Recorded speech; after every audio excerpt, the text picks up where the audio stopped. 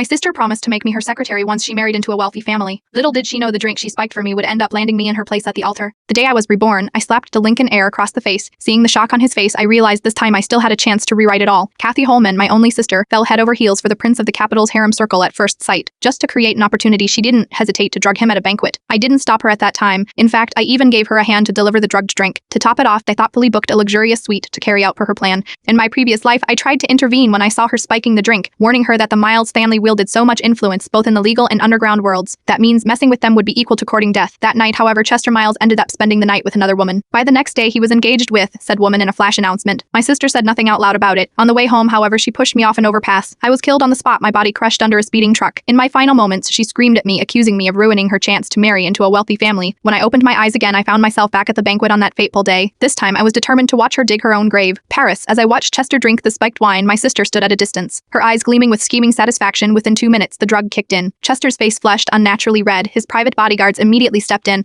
supporting him as they escorted him upstairs. I gave my sister an okay gesture and handed her the room key. I was about to slip away when she grabbed my arm. She whispered with threatening tone, "You're not going anywhere until the job is done. Stay outside the room and keep watch for me. If Mr. Miles' people show up, you better know what to say and what to keep to yourself." This time I didn't stop her. I wanted to see just how far she could go with her schemes. My sister thought I would try to stop her. It was what I did in my previous life. Instead, this time around, I let go of her hand, glancing at the bodyguards who had already taken notice of her from afar. I smiled and said, "If I don't help you, who else will? When you marry into the Miles family, just don't forget about this sister of yours, all right?" In my past life, she was convinced that I had ruined her chance to marry into wealth, blaming me for her failure and my gruesome death. This time I won't stop her. I'd even help her every step of the way. Let's see how far she can push her luck. Kathy didn't think twice about it. Tossing her head back, she smirked proudly. "At least you know your place. Once I marry into the Miles family, I ought to get you a driver or a secretary job. That should keep you fed and clothed for the rest of your life. When we get upstairs, keep your mouth shut. If anyone asks, just say you were a server waiting for Mr. Miles' instructions, and if you ruin my plans, you know the consequences." Her sharp gaze pierced through me as she grabbed my wrist and dragged me upstairs with her. The bodyguard stood at the door as my sister made an excuse about delivering water and went inside. I stayed hidden at the end of the hallway, keeping a close watch. Not long after, a heavy thud came from the room. Moments later, Kathy was dragged out of the room, unconscious by a group of men. 5 bodyguards wearing lecherous grins dragged her into the room next door. Seeing this, I let out a sigh of relief and clapped my hands, ready to leave. Suddenly, a heavy blow struck the back of my head. Everything went black and I lost consciousness. When I came to, my limbs were tied to the bedposts with silk ribbons. In front of me was Chester's sweat-drenched face. My eyes widened in shock and I opened my mouth to call for help. "Don't think I don't know there was something wrong with that drink tonight," he said, his voice cold and dangerous. "Since you delivered it, you can deal with the consequences." My cries for help were muffled as the room was filled with heated breaths. I struggled fiercely, using every ounce of strength I had, but it was futile. Whatever drug Kathy had found worked too well. Chester didn't stop until morning.